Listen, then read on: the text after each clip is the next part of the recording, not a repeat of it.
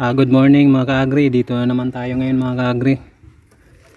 Nag-ano tayo ng poste ng dragon fruit. Ito mga ka-agri. Ito naman kasing poste na kahoy, hindi talaga to mga ka-agri.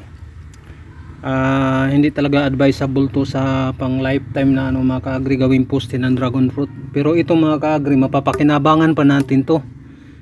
Pa ng mga 10 taon to mga ka-agri. Maganda talaga yung semento or yung concrete na yung poste ba na semento, kasi pang na talaga yun, pang lifetime. Pero ito mga ka-agri, sayang din to kapag hindi gagamitin. Kaya ito yung ginagawa natin mga ka-agri, kasi yung mga dragon fruit natin, marami tayong ita-transfer na dragon fruit. Yan nangugat na yan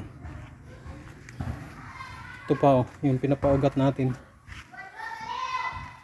Yung unang tinanim natin mga ka-agri, tinan mo.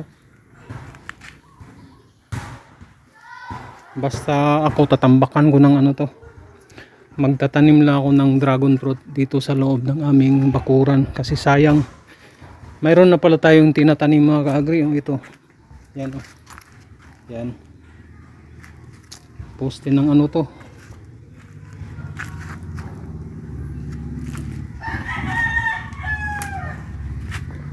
Kasi ito naman talaga mga 6 na taon na to o mga basta mag 5 taon na to mga ka-agri, o mag 6 na, kasi 2019.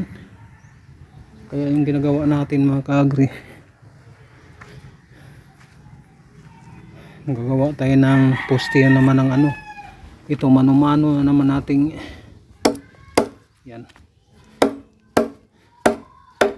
mano-mano naman nating pinuputol kasi sobrang taas lang to ayaw ko nung ganyan, sobrang taas na yun ang ganyan mga ka-agri. Poste na yan.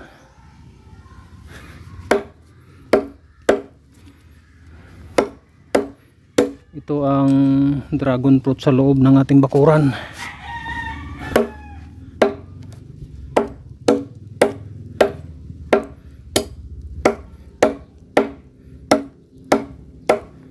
Mga ka-agri,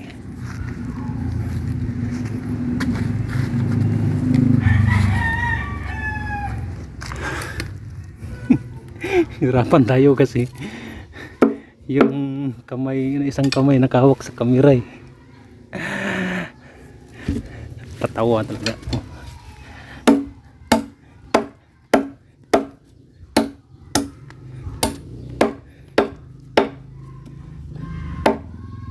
Mano talaga ito mga ka-agri.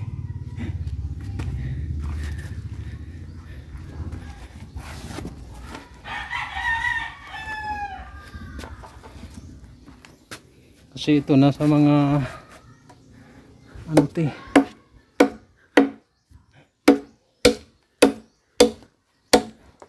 sipag lang talaga mga ka-agri. Kapag determinado ka talagang magkaroon ng maraming dragon fruit, kahit lang, kahit anong paraan lang, yan.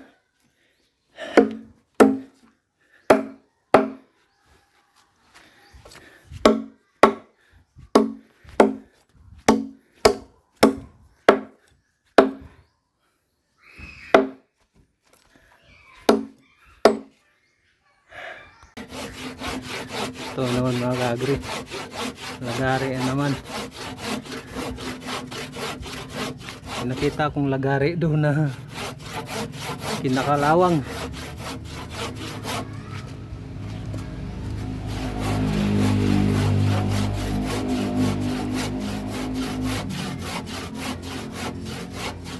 Napuputo lang ito mga ka-agri.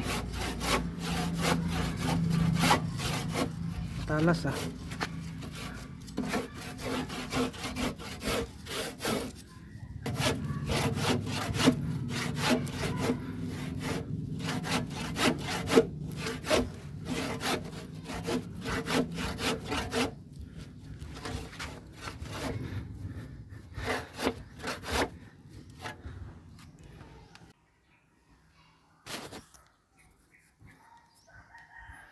mga ka-agri. Ba sinasabi ko na itong kahoy namin dito ay malaki pa sa hita ng tao.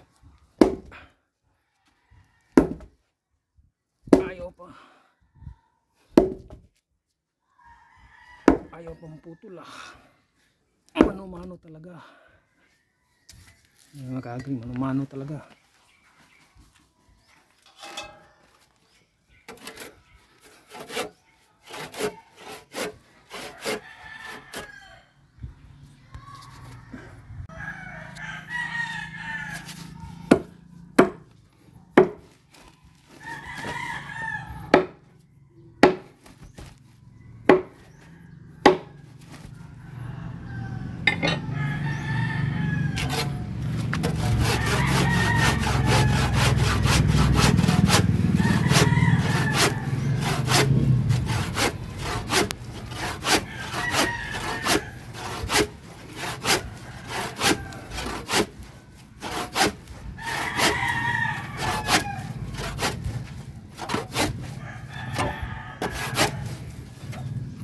Mga ka-agri,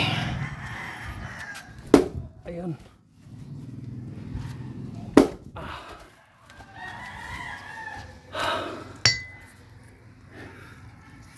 tigas talaga.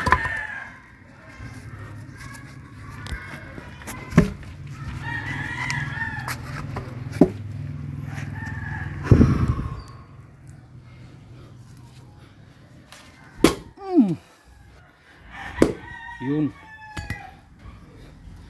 mga ka-agri,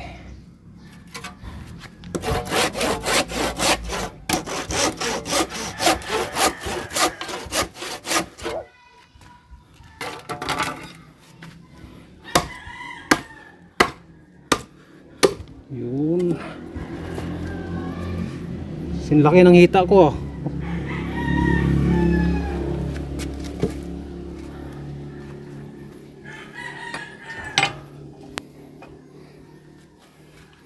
gawa na tayo ng taniman ng dragon fruit.